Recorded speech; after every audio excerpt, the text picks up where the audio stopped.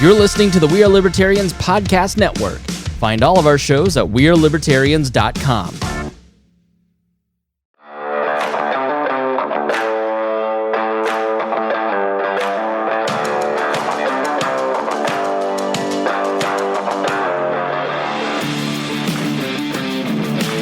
Prepare yourself. You're on the run with Remso W. Martinez. Folks, welcome back to the program. I hope everyone had a safe and sound and relaxing Thanksgiving, followed by a much violent Black Friday and hopefully a calmer Cyber Monday. I usually go ahead and try and get a lot of my stuff done way beforehand. So as soon as November comes around, I've already got gifts and everything already set. So I can just watch the calamity ensue throughout the next month and a half. But if you're looking for a good book for either yourself or a loved one, somebody that wants something not necessarily political, but something that's going to make them think, something that's actually going to go ahead and teach them a thing or two, I want to go ahead and recommend to you my friend Logan Albright's newest book, Conform or Be Cast Out, the literal demonization of non-conformists. And we've got Logan on the show today to talk about this and more. Logan, I've got to go ahead and give you some credit. Usually I thought I was the only one who would include the devil in my books, but you literally put him on the cover.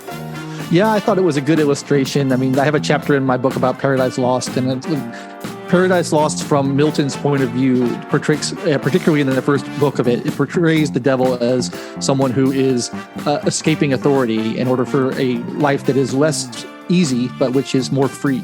And I think it's a good metaphor for the kind of nonconformists that I'm talking about in this book. People who want to do things differently, want to do things their own way, don't want to submit to the established order, and who maybe have a hard time of it because of it. And people in this book have an especially hard time of it because of it. Yeah, and your book's theme overall is basically how large societies and even sub-society subgroups will always find a way to somewhat ostracize and point out the differences of other people, so that way they can somewhat cast them out of society or blame them for, a tribe or a village's problems. There's always a scapegoat. And that's the big thing that you put throughout your book is there have been scapegoats in religion. When we look at religious texts throughout different cultures, there have been scapegoats throughout history, especially modern history. And even now, there will always be a way for societies to, separate and segregate each other, so that way they can always find somebody to pin the blame on, whether it's really their fault or not. And I mean, the one thing that I got from reading the first couple chapters of your book is I really had to separate out my own bias from the points you were trying to make. The first chapter especially, you just really jump into it. And I kind of want to focus on there for a second. You're taking the concept of the devil, and you're not necessarily going for the ethical or moral arguments for why Lucifer, Satan, whatever you're doing is doing what they're doing, but you're taking what I would consider more of the literary devil approach, which isn't necessarily just, the big bad guy who reigns in hell, but this idea of somebody that, is resisting authority at all costs, and what is the cost when you're cast out from that society when you've resisted that authority. Yeah, I am not a Christian myself, so I'm not an actual believer in the devil, but I find him fascinating as a literary character. And one of the things I do in that first chapter is kind of point out the archetypical nature of some of the aspects of Lucifer that we see in literature and portrayals of him. I point out that he's very similar to the Greek myth of Prometheus, because Prometheus is a titan who brought fire to the human race against the wishes of the gods. And the fire is obviously a tool which can be used for good and which can be used for evil, but it gives humans some kind of self-determination over their lives. And for his transgression, Prometheus was horribly punished by the other gods for it. And I think that's a real parallel to the story of the Garden of Eden, where Satan tempts Eve with the tree of life, which, or the tree of knowledge, rather, not the tree of life. And the tree of knowledge of good and evil, it has its pluses and it has its minuses, but fundamentally it's about humans kind of taking charge of their own destiny, taking responsibility for their own actions, taking the bad with the good, but realizing that a life and freedom is better than a life of comfortable servitude. And so I'm looking at that as sort of an archetypical literary figure that you see echoed in other types of stories as well, including Prometheus, which has always been one of my favorites. As a libertarian, I love Prometheus because I think he's such a great example of kind of standing up to authority and saying, no, we're going to do it our own way. And maybe it's going to be dangerous and maybe it's going to be hard, but it's better to do it that way than to just, be innocent children for the rest of our lives. Yeah, I did something similar with my last book, How to Succeed in Politics and Other Forms of Devil Worship. While the book has a lot of Christian symbolism and a lot of Christian messaging, because that's my worldview and that's the worldview I wanted to craft the story in, I use very much of the Felix Faust approach of the literary devil, this idea of the tempter, the jokester, the impersonator, somebody who will look more like your immediate enemy in order to conceal their true intentions. That's why I have the character of Satan Nixon, because even though he looks devilish, the main character sees somebody who he really hates, and he happens to really hate Richard Nixon. So with that, I went with more of the historical literary trickster, more like Loki type figure in terms of who I was casting as my devil. But this has always been one of those strange things that I've seen amongst libertarians. I see this amongst libertarian Christians. It's basically this parallel between where are you going to divide the secular and where are you going to divide your, what I would call a spiritual and religious worldview. Because I remember reading Rules for Radicals for the first time many years ago. And that book is dedicated to the devil, the first rebel who resisted and won his own kingdom as a result. I'm paraphrasing Sal Alinsky. But, there's that approach where you have a lot of people who are very anti-authoritarian, who resist really any type of collective authority. And they almost see that as an inherent virtue every time. Now, as much of a rebel as I think I am in my own life, when I look past the realm of politics, when I look past the realm of government, I would consider myself a pretty obedient and submissive person when looking at my religious faith and everything. And that was the one thing going through your book that I had to really kind of sift through, because you're not necessarily talking about things through a religious lens, because as you mentioned, you're not Christian, but it's right. Trying to come to this point where it's like, at what point are acts of resistance or acts of defiance reasonable? And at what point is there a real reason to want to cast somebody out, when there is a real reason to point the finger at somebody and say, yeah, you're actually causing problems?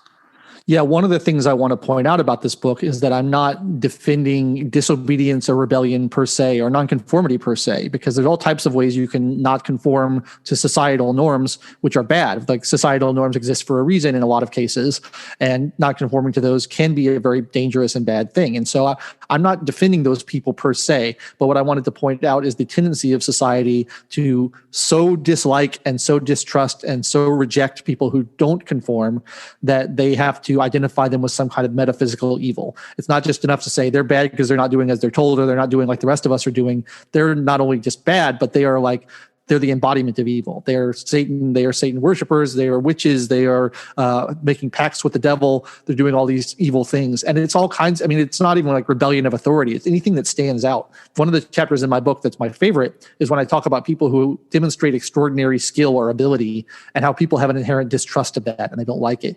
You have things like, you mentioned Faust earlier. Like, Faust is this great medieval story, or I guess kind of, Renaissance story about this scientist who wanted to, or this natural philosopher who wanted to learn more about the world. And in the story, he is condemned to hell for it, because he makes a bargain with the devil to try to learn more about the way the world works and learn different skills. And you have people like musicians, the great example of that is the violinist Paganini, who was so skilled and dexterous and amazing on the violin, people couldn't believe it. And they thought, well, the only way he could be that good is if he made a deal with the devil. And people started to, fear and distrust him for that reason. And you saw it again with, like, in modern times with the blues musician Robert Johnson, who was widely, regarded as someone who sold his soul to the devil at a crossroads to learn how to play the guitar, because he was such an amazing guitarist. And it's just, I think people have this inherent kind of dislike of people who stand up above the crowd so much further, and people who can do things that no one else can do. It makes people afraid. And so they kind of, in order to attempt to understand that nonconformity, that standing out, they try to identify these people with some sort of metaphysical evil, which I think is really interesting. Yeah. And I mean, my favorite play of all time is The Crucible by Arthur Miller. It's actually one of my favorite movies. Who's the guy who plays Proctor? Daniel Day-Lewis.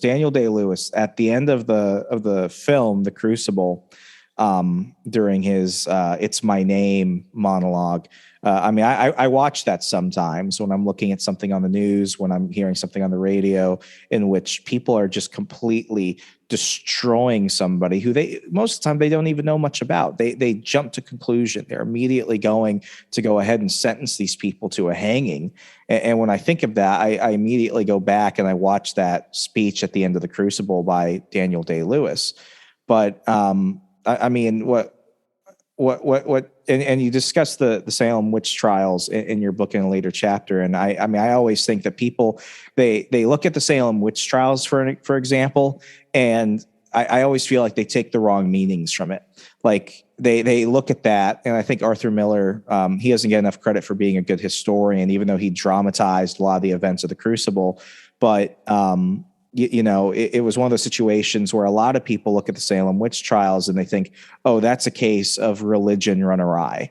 That's a case of religious extremism. And don't get me wrong, that was part of it. But when you get to the part after the local girls are caught, doing voodoo and spells with the local slave, at that point, everyone's just accusing each other of being witches because they all have a gripe to deal with, or they all have, a grudge against somebody else. So it goes from the point of, this may have been something that freaked people out because they think that some of the local daughters are making deals with the devil.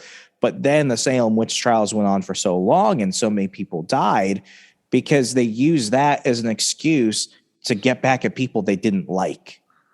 Yeah, it's the whole scapegoating thing, and it's not inherently religious. You're right. It's this idea that I have problems, something is wrong, I need someone to blame. And who are you going to blame in that situation? You're not going to blame, the pinnacles of society, the people who have a good standing in the community, the people who are like everybody else. You're going to select someone who's kind of defenseless. And so you pick on people who are children, or you pick on people who are like the weird outsider who lives on the edge of town in a shack with a bunch of cats or something. And you say, well, that person is different than me, so they must be evil, and they must be the cause of why the crops haven't grown, or why my cow died, or whatever it is. Why my husband is sick, and you start to point fingers in that regard. And that's just the scapegoating idea. And it always targets the non-conformist. You never get scapegoating against people who are kind of good, well-behaved pinnacles of the community. It just doesn't happen because those people have a defense system built around them in their way that they fit into society. What was one of the moments where you were thinking about what you wanted your next book to be? Because you're always writing. What made you want to jump over to this topic? Because you started off writing fiction, and then you went over and you wrote your last book, Our Servants, Our Masters. Yeah. This is within the same realm, but it's different. What was it that made you want to target this subject specifically? It's sort of a synthesis between things that I'm just interested in.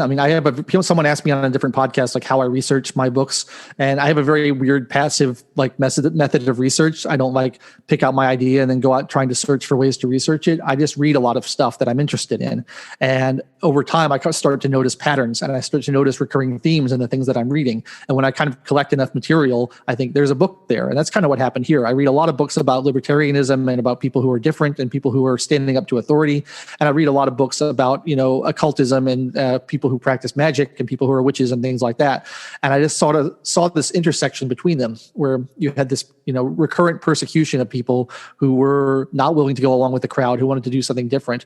And I've always been interested in the satanic panic, which is a major theme in my book from the 70s and 80s, about how this whole community of people came together and said, we're afraid of satanic rituals and ritual abuse of children, despite the fact that there's no evidence of any of that. And we're just going to have a witch hunt that we run through society. And we're going to target people who listen to heavy metal. And we're going to target people who play Dungeons and Dragons. And all these people who are a little bit weird and a little bit different. And I just found that such a scary phenomenon. And it ruined so many lives that, things like that I just saw recurring over and over again throughout centuries. You see it with the Inquisition in the Middle Ages, and you see it with the witch trials, and you just see it over and over again. And so I thought it would make a good thesis for a book. And it's something that I don't think anyone else has really tackled. There's a lot of material about people being different and being persecuted for it. But I wanted to zero in on this very specific issue of people being identified with evil, identified with Satan worshipers, identified with witches for their nonconformity, which I don't think anyone has written a book about apart from me. So I'm trying to fill a niche in the market there, I suppose. A question that was going through my head as I was going through this was, what makes man do what we do? And coming from a Christian perspective, and you kind of point out your differences and some of the other views on this in the first handful of chapters where you're specifically talking about the Garden of Eden. I would say that, man is broken because man has fallen from God. And that through Eve's temptation and then eating of the apple and then, getting Adam to do it, that is the price we pay for creating that distance. We are inherently good and we are also inherently bad, but we are born sinful and flawed. And that's why we're so complicated. So when you take that approach and you look at human history, it's almost one of those things where as much as we talk about, as a society wanting to be more peaceful, wanting to love each other, wanting to go for the common good, we keep seeing examples that's just not the case. So I'm wondering from your worldview on this, do you believe that man is either inherently good or inherently bad or somewhere in the middle? I don't think it's either. My view, and this kind of comes from my economics training, is that man is inherently self-interested and man responds to incentives. So if the incentives are there to create good behavior, you're going to get good behavior. And if the incentives are there to create bad behavior, you're going to get bad behavior. And I talk about in the first chapter of the book, it makes a lot of sense why society is hostile towards nonconformists from an incentive point of view. Going back to the dawn of man, if you were living in very small communities, very small tribes, you were trying to survive, you were trying to outcompete the other tribes, you needed to all work together. And if someone was off doing their own thing and not contributing to the hunt or the gathering or the raising of children or whatever, it could endanger your entire tribe. And so it's understandable why those people needed to be punished and why the tribe would come together and try to go after them. It doesn't really make much sense now that we live in a much more individualistic world than we did back then. And my behavior doesn't really affect you in any sense unless I'm directly attacking you or doing something to you.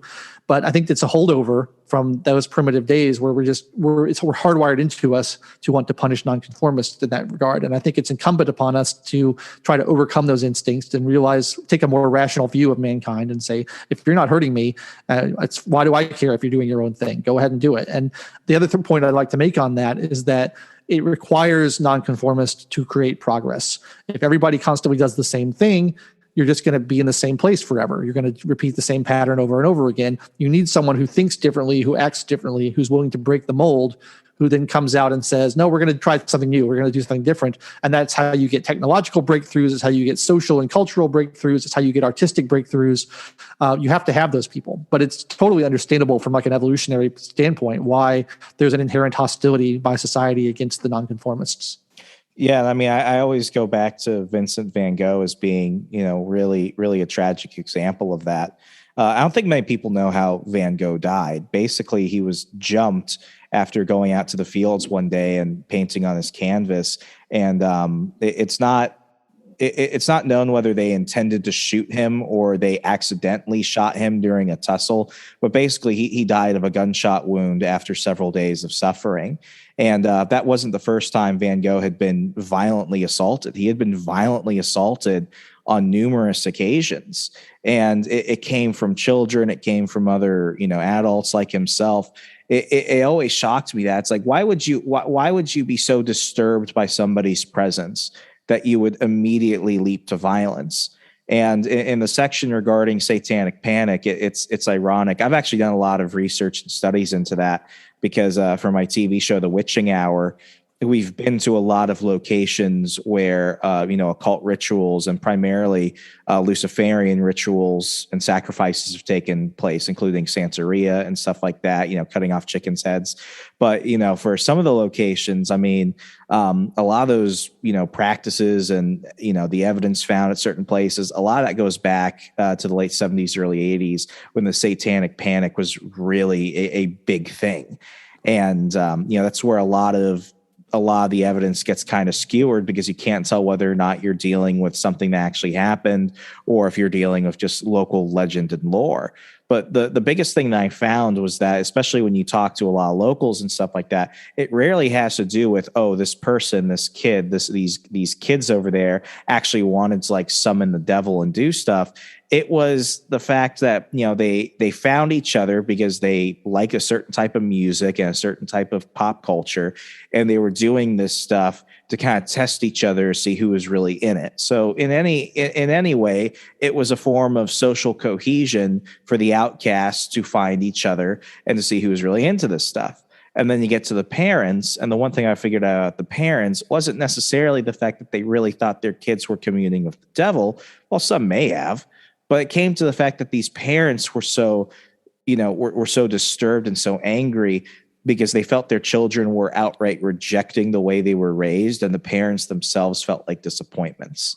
And when you're dealing with something like that, and you're coming at this from a point of sadness and anger, I mean, no one's going to act rationally during that. The whole thing is just a tragedy that was so needless. I mean, there's all these examples of people who were running nursery schools or kindergartens or things like that, daycare centers, who got hauled into court and accused of molesting children and sacrificing children and holding rituals with them. No evidence for it whatsoever, completely made up, trumped up charges. They got psychiatrists to manipulate the children and try to talk them into agreeing to these things that never happened. And people went away. People went to jail for decades, and some people got pardoned and got out eventually, but that doesn't make up for it. And it's shocking when you look into how many lives are ruined by this type of thing. So that's not even going back to, the Middle Ages, when people were actually being executed for heresy and things like that. Yeah, it's modern. And I'm wondering, do you think you could have written this book like maybe 5, 6, 7 years ago? And do you think it would still have the same impact? Because it was hard for me to read this and not pull up so many modern examples, especially over the last few years. And I don't want to make it about Orange Man, but I mean, you saw a lot of examples on the left and the right and everyone in between where, over the last couple of years, I mean, things have just gotten to the point where to not even have a stance on something is to insinuate the opposite stance of the person you're talking to, because everyone wants you to immediately give you the answer they want to hear. It's interesting because I wrote this book in 2019, and it was before the coronavirus pandemic. And, you don't see that many modern examples, I think, because of specifically what I'm talking about, because not that many people publicly talk about demons and devil worship anymore. It's just not something that people really believe in as much anymore or talk about. But it really is apropos, I think, of the coronavirus pandemic, where you see this just incredible pressure to conform for things like medical decisions and things like that. One of my chapters in the book is about medical conformity and about kind of mental illness, and the idea that if you're behaving or you exhibit a symptom that is strange and confusing to people, we're likely to attribute it to some kind of supernatural evil cause. And I don't see so much the supernatural thing now, but you definitely see this blaming of the victim. I mean, wouldn't you say so? It's really apropos for that, even though I wrote it before any of this started to happen. Yeah, I mean, wouldn't you say it's just just a cultural evolution, though? Because even though the words might change and the accusations might not be as specific as that person's possessed by the devil, the way that we're targeting people, the way that we're otherizing people in order to basically make them out to be anything but a functional human member of society, it's still the same. We're just using it's the same things. pattern. It's just with a different scapegoat, essentially. Yeah. What were some of the things that you learned specifically about this? Because obviously you were already thinking, where you wanted to go with this book, but what were some of the things that you discovered along the way that, came as a surprise to you? I think the most interesting thing for me was in that medical chapter about kind of some of the hypothesized origins of myths involving the vampires and werewolves and things like that. There's all this literature on these kind of obscure medical conditions that have a variety of symptoms that when you list them all in a row, it's kind of easy to see how someone might, come up with the idea of a vampire or a werewolf from them. For example, there's a disease called porphyria, and some of these symptoms of porphyria are sensitivity to light, reddening around the teeth and gums, sallow yellow skin, excessive hairiness or hirsuteness. And so you can think about people who have sensitivity to light, prowling around at night because they can't go out during the day. They're hairy. They have red around their mouth, which looks like they've been eating blood or something. You can see how these kind of myths might have sprung up. And there's all kinds of examples of that. And that's something I hadn't really ever considered or thought about before. But it's kind of terrifying to think that someone with a horrible disease is not only having to suffer that, but then having to suffer the social stigma of someone thinking that they're a monster from beyond the grave. Yeah, when reading that part, it actually reminded me of The Werewolf. It was a book written by Ed and Lorraine Warren based off one of their cases in England. And, basically there was that, I think the term is lycanthropy. It was basically the ability for man to morph into another creature, more often than not, either a bat or a werewolf. And, the gentleman in this case suffered from, one of those diseases that you mentioned, where basically his face was full of hair. He looked like a werewolf. And because of this, it actually caused him to, develop, it wasn't schizophrenia, but it was some kind of split personality disorder. And it came mostly through abuse, because it happened around the time that he hit puberty. And I think that his father actually treated him like a dog. Like, he actually would make him walk on all fours, and he would make him sleep outside and eat out of a bowl. So a lot of his mental trauma occurred through abuse directly.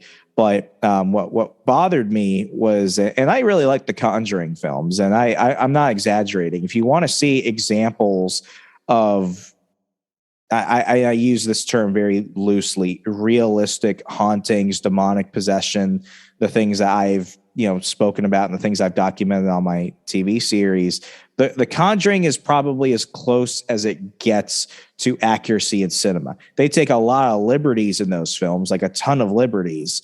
But, that it's probably, I could point to a couple of things and be like, yeah, that's within the realm of possibility.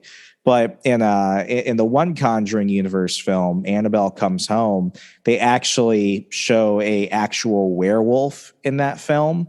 And that really, that bugged the shit out of me, because what that actually really did do was that really made light out of somebody's real trauma and something they had, because they made it out to be like, a regular, universal monster type of werewolf. And it's like, no, that was a human being who was suffering and who was heavily abused. And because of that, his community was terrified of him. And the Warrens do talk about that in that book. They're like, this man was not like transforming into, a werewolf or anything like that. But it's those circumstances where, if we were in a time long ago, you go ahead and say that once and that immediately becomes truth. And even in our internet age, I can't say that we're remarkably better at that. Oh, no, not at all. And these kind of memification of facts has really been a problem, where you hear something that just gets spread around. I'm stealing that term. Yeah, memification of facts. I don't know that I made that up, but it came to me just now. So feel free to have it. I'm stealing that. Yeah, but I mean, it's when I see things like that. Now that's a real offhand example, but I mean, it's just one of those things where it's like I don't see us ever getting better. I see this as an inherent human condition where we're gonna find ways to continue to do this until the end of time. I'm perhaps slightly more optimistic than you about that, because I think we have made a lot of progress. I mean, we don't have nearly as much kind of widespread killing over these things as we used to. I'm a big fan of like the psychologist Steven Pinker, who writes a lot about human progress and how much things have gotten better over time and how much less violence there is and things like that, how much less prejudice there is. So I think that things will improve eventually, or have the potential to improve anyway. We just have to be aware of these things and point out that the harm that it causes. Like, one of the points that I make in the book that I think is really important is, if you consistently demonize someone and you consistently say you're evil, you're bad, you're wicked, you're someone who I don't want to be around, eventually they're just going to embrace it, And I think we're seeing this a lot with like the alt-right, where people say you're a deplorable, you're a deplorable, you're a deplorable. And they're like, okay, well, I guess I might as well be a deplorable, because you're going to say that no matter what I do. So I might as well go ahead and do horrible things. And I think that there's a real danger of, when you systematically other people, they start feeling like the other, and they start thinking there's no point in trying to get along with other people, and they start just becoming, very destructive individuals. So that's a consequence of this kind of behavior that I think we need to be aware of. That's why people need to read my book and, be on guard against these sort of things, not let them happen. Yeah, absolutely. Touching on that though, like, do you really believe that when it comes to man's outcome? Do you think it's really nurture versus nature?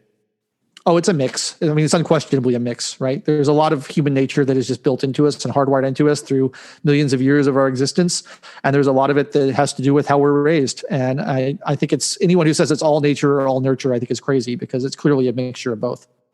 Yeah, I mean, something that, and you didn't discuss it in your book. I'm not saying you should have, but like this one memory that came up to me as I finished it was I took a gen ed psychology class in college because I needed an elective, and the one thing I really took out of it was the Stanford prison experiment. Yeah, where Dr. Philip Zimbardo basically grabbed a dozen undergrads and he made half of them. And they all chose their roles at random. So basically what they did at Stanford was they created a mock prison in the psychology department, and they had all 12, I think it was about a dozen volunteers basically pull a name out of a hat, and that name the word either said prisoner or guard. And it was all random. So half of them were prisoners, half of them were guards. And, the experiment was cut off after a couple of days because the guards just went mad of power, and they started, spreading rumors of conspiracy amongst the prisoners. And, the prisoners are like, guys, this is just an experiment. And the guards began beating people. I mean, it got really, really bad. And what was really disturbing about it was Zimbardo, instead of stopping it, his fiance at the time had to stop it, because he's like, look, someone's going to get killed. Like this is seriously I'm familiar bad with those experiments, and it's like, I think it's a great cautionary tale about how quick people are to kind of assume the role that's expected of them. How to fit into that place where they're like, oh, I have to get along with everybody else. If I'm a prisoner, I have to be like all the other prisoners. If I'm a guard, I have to be like all the other guards, and I have to act out that role, even if it's not really what I want to do. I think that shows you how adaptable we are and how quick we are to kind of conform to these expectations. That's one of the things that I found a really double-edged sword about this whole coronavirus thing, is like, human beings are just so incredibly adaptable, and it's our great strength. Like, we're not that strong, we're not that fast, we don't have any armor or poison or anything, but like, we can adapt so quickly to a new situation. It's made us very good competitive in the natural world. But one of the downsides of that is that we can tolerate situations that should be intolerable. And I've seen people just, accept things that I never thought that people would accept, and during this whole lockdown business. And I was like, I can't believe people are going along with this, but we're just so adaptable. We just get used to it immediately. And they're like, okay, that's fine now. We'll do that. Yeah, I mean, the thing that, and I'm surprised I hadn't blocked him sooner, but I saw somebody retweet something from Bill Kristol, and Bill Kristol is like, the unvaccinated in 2021 officially have blood on their hands. And it's like, when I read that, like that's not even the worst thing I've seen on Twitter. But it's like, yeah, but it's like, words have meaning and accusations have meaning. And what he's saying there is just so wrong in so many ways. And it's like, even last year during the riots, everything, it was like, well, silence is violence. And it's like that, it's like Revenge of the Sith. It's like only Siths deal in absolutes. It's just one of those situations where it just, it's like that saying, history doesn't repeat, but it rhymes.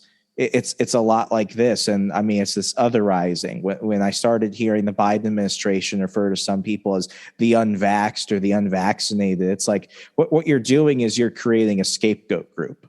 Yeah. And it's so scary that people are not like studying history anymore very much, and people aren't knowing these stories, because like I saw a thing earlier today about how a friend of mine posted a clip of Mel Brooks making fun of Hitler on TikTok, and it got pulled down because you're not allowed to say Hitler on TikTok.